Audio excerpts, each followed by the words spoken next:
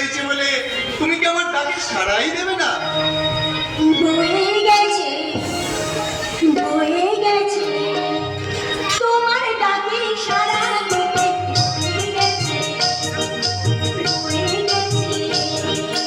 তোমার ডাকে সাড়া দিতে, বয়ে গেছে সারা রাত আমার মনে যখন আমার বয়ে গেছে, বয়ে গেছে তোমার ডাকে সাড়া দিতে, বয়ে গেছে। পানি যখন তোমার পা হয়ে গেছে, আমিও তখন তোমার কাছে আর কোনোদিন আসবো না। শত্রু তুমি আমার শত্রু।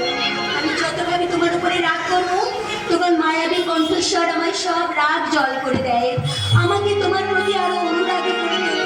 ভালোবাসাও তো আমাকে বিচলিত করে চোখে।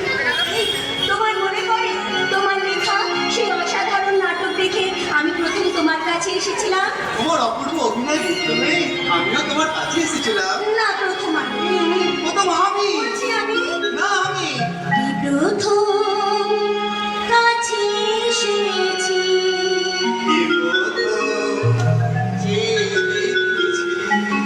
কিছুতে পাই না ভালোবেসেছি তুমি না আমি।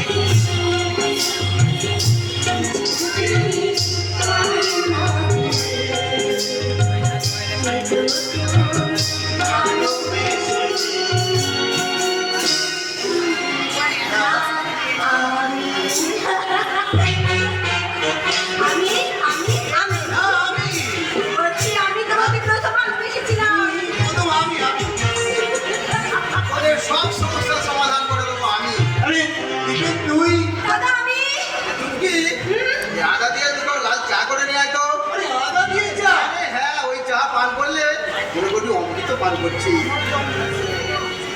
অমৃত যে আমারও অরুচি নেই সে কথা কি ভুলে গেলি সারা দিবি? এ চুটকি ডোন্ট ওয়ারি, আমি এক্ষুনি তোমাদের তিন বন্ধুর জন্য চা করে নিয়ে আসছি। তার আগে নিয়ে আসছি আমার হাতে তৈরি গরম তেল ভাজা আর মুড়ি। আচ্ছা বন্ধু, তোকে একটা কথা জিজ্ঞাসা করবো। অক্ষে এসে বন্ধু, অক্ষে এসে তুই কি চুমকির সঙ্গে সারা জীবন প্রেমই করবি, বিয়ে করবি না? আরে বিয়ের ব্যাপারে কথা বলার জন্যই তো আজ আমি বিকেনের কাছে এসেছি। তার আগে আমি তোকে কিছু বলতে চাই তন্ময়। বন্ধু ব্যক্ত করো তব মনীষা। তুই কি সারা জীবনে নাটক লেখা নিয়েই থাকবি? আরে নাট্য সাধনাই যে আমার ঈশ্বর আরাধনা, নাটকই যে আমার শ্বাস প্রশ্বাস। তোর অন্ধবিশ্বাস। নাড়ে দেবেন না, তুই দেখে নিস আমার সাধনার মাধ্যমে আমি নাট্য সাহিত্যের সাগর থেকে খুব তাড়াতাড়ি কুড়িয়ে নিয়ে আসবো মুঠো মুঠো রত্নগর্ভা ঝিনুক। আমার একমত। আমার কিন্তু অন্য মত।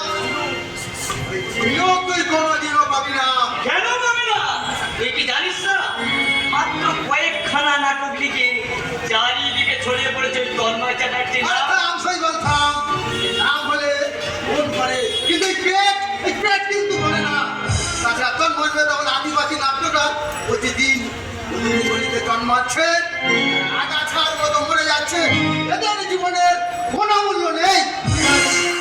বাবা বাবা কথা বলছিস কেন দিবেন? কেন বলবো না? তুই কি অস্বীকার করতে পারিস যে নাটক লিখিস বলে তোর সৎ মা বাড়িতে যাবি, তোর মামা প্রভাত বাবু আর তোর মেজু ভাই ঠিক মতো তোকে অবজ্ঞা করে? কিন্তু তুই হয়তো জানিস না দিবেন, আমার ছোট ভাই সঞ্জয় আমাকে অনুপ্রেরণা দেয়। আমার শিক্ষক বাবা ভুবন চ্যাটার্জির মুখটা আমাকে প্রতিজ্ঞাবদ্ধ করে। প্রতিজ্ঞা নিয়ে তুই কত টাকা রোজগার করতে পারবি? আমার বোন চুমকিকে তুই বিয়ে করতে চাইছিস? তোর কথার জবাব আমি দিচ্ছি দিবেন। না বন্ধু সাইবান, আমাকে মহাভারতের অভিমন্ত্র মনে করে ওই দ্বীপের একাই সত্যরতী হয়ে আমার দিকে নিক্ষেপ করে চলেছে একাধিক প্রশ্নবোধ।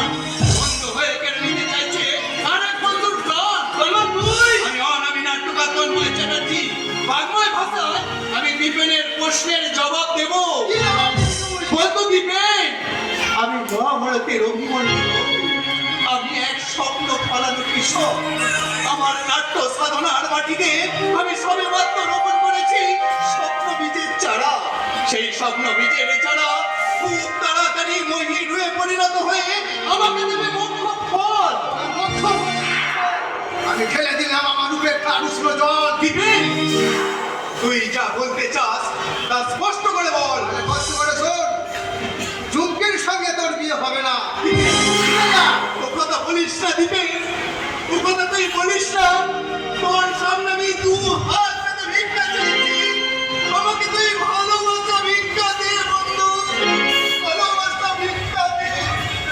কি হলো দিবেন? তুই কি মনোপত নিয়েছিস? ছি ছি ছি ছি। বন্ধু হয়ে তুই বন্ধুকে ভিক্ষা দিতে পারছিস না?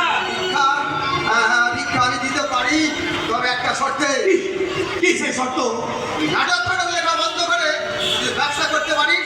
ব্যবসা করে তুই যেই উন্নতির চরম শিখরে উঠবি, আমি দীপেন ব্যানার্জি তোকে আমি কথা দিলাম, সেই দিনেই আমার বোন চুমকিকে আমি তোর হাতে তুলে দেবো। বেশ, আমি তবে চললাম। এটা তো নয়। চুমকির সঙ্গে দেখা করবি না? না, তাকে বলে দিস ভালোবাসার নিরাপদ বাসা বাঁধার আশা নিয়ে তার তন্ময় গেছে স্বপ্নের সন্ধানে। কিন্তু তন্ময়, বন্ধু শৈবাল, ওকে সাক্ষী রেখে আর এক বন্ধু দিনের কাছে আমি প্রতিজ্ঞা করে যাচ্ছি, প্রতিষ্ঠার পৃথ্বীরাজ হয়ে সাফল্যের পক্ষীরাজে চড়ে আমি খুব শীঘ্রই তোর